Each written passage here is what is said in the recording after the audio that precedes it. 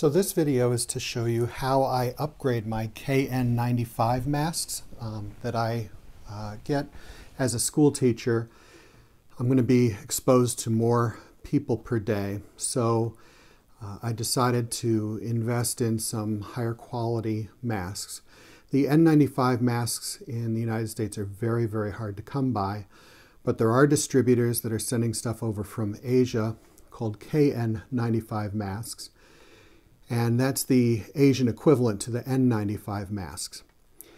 Now, I'll put a link in the description about where I got mine, but it's very important that you research where you're getting your masks from, because there are some knockoffs that are coming out of some countries, in particular China, and they don't offer the protection that it says it does. The distributor I get it from out of California guarantees the quality of the masks. So that's where I've been buying them. They are not cheap. And you can get them in boxes, I believe, of 25 and 50. But the nose metallic part, it does bend to your face, but I don't feel like it gives me a nice tight fit. And we know to protect yourself from the virus, you need to have as tight a fit as possible. Now, all masks will offer some kind of protection for other people, but doesn't necessarily protect you as well. But my adjustment here does help protect yourself from the virus, because you will get a much tighter fit. So both incoming and outgoing air will be going through the N95 filter, or KN95. So the materials you're going to need are some kind of fabric. I got this interfacing, but I also have some quilting fabric scraps. You won't need a whole lot. You'll need some to rewrap a nose wire. Little bits to kind of reinforce the ear bands, and I would also suggest some rubber bands or elastic. I bought these off of Amazon. They're size 117B, so those are the rubber bands that I got, and that way I only need one, but you could put 2 or 3 together and that would be fine. That is to put on the ear holds so that it's pressed more firmly against your face. And then for the sake of safety, some kind of siliconized tool, kitchen tool's fine. This way hot glue does not stick to your fingers and burn yourself. You will need a hot glue gun, and it's important to kind of regulate the temperature, because these can get so hot that they can actually burn through your mask. So you need it to be warm but not burning, and that's going to come with a little bit of practice. All right. So I'm going to go through the steps, and I will speed through any parts that are kind of boring. From the fabric, you'll need some to cover your nose guard, and then a little bit extra that is going to go over the parts that attach to the mask to strengthen that up.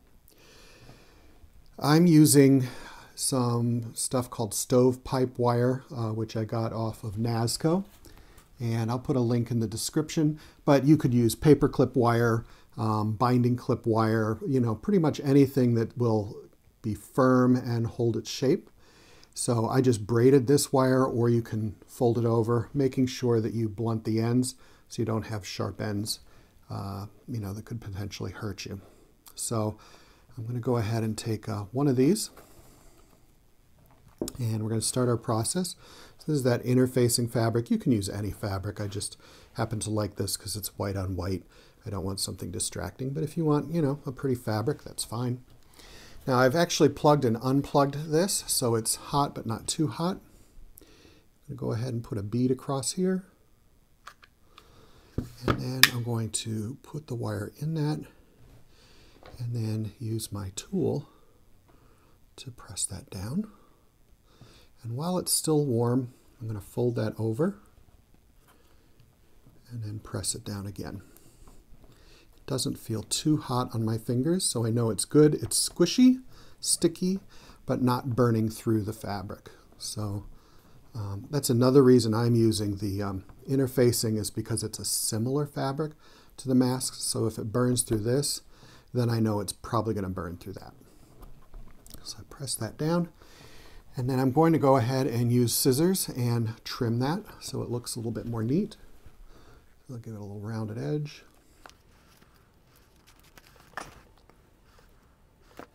I'm going to take my mask and flatten this part out. So I have a nice flat area that I can glue this down on. So that side looks better. So that's the side that I'm going to have out. And I'm going to go ahead and put some glue here. It is unplugged now. I had it heating up for a little while because I want that glue to be not quite as hot. Put that across. And now I'm going to press this into there and looking both ways, making sure it's even. And then I press it down, make an adjustment.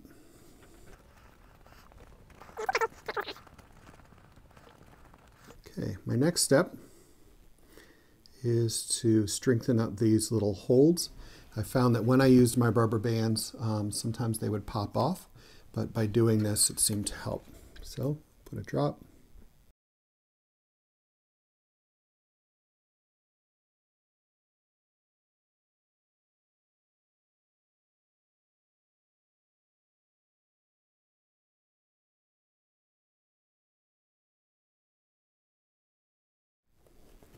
Okay, and I feel the nose, and that's definitely cooled off.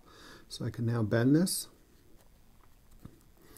And what I'm going to do now is put this on my face and press the nose part directly onto my face and try and get the contours. I've done this so many times that I know the contour kind of does this. So it bends out and then bends in a little bit again. And I want that to bend against my face. The next thing we need to do for the ear parts is we want to take these and go straight out. And I can make a little mark if I want to with a pen. And I want to hold this straight out parallel, well, no, tangent to the mask and figure out what angle that's going to be. So the bottom one's a little longer than the top. So I want that to go straight out and the other one to angle up a bit. And I make a mark. Do the same thing with the other side. And that's where my rubber band gets tied onto. So go ahead and grab a rubber band. Because I use the 117B size rubber bands, I can just pull that through.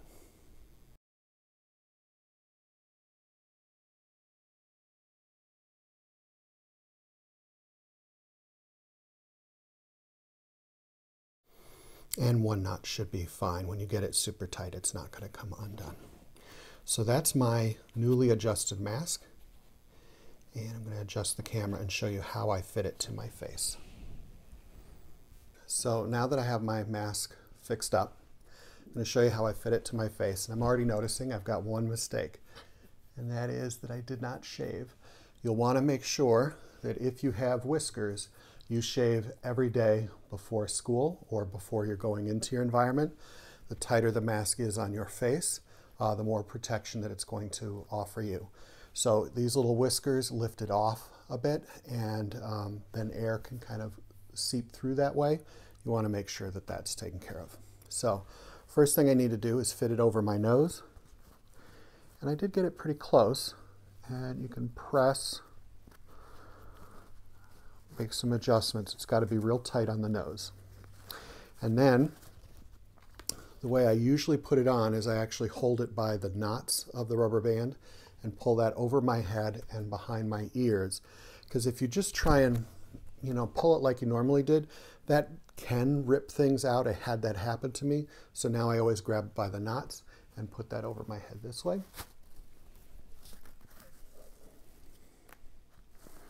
Adjust the nose, and you can see it's fitting pretty good. Now all I do is I put my finger around my ear this way, around my ear this way, and I get a nice tight fit.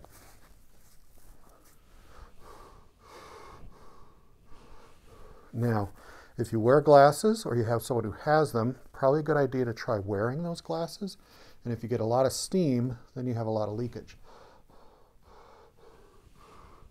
So, not too bad. I got a pretty good fit with this one, other than shaving. And you can see it's tight on the face. We have no gaps all the way around, and that's going to offer me additional protection.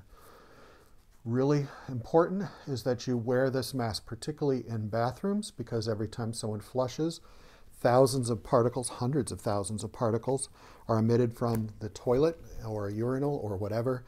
And we know that those are infectious. So definitely wear your mask, around people and everything, but definitely, in the bathroom, doing proper hand washing and all of that kind of stuff. Please stay safe out there. I hope this is helpful. And again, I'll have more links in the description below.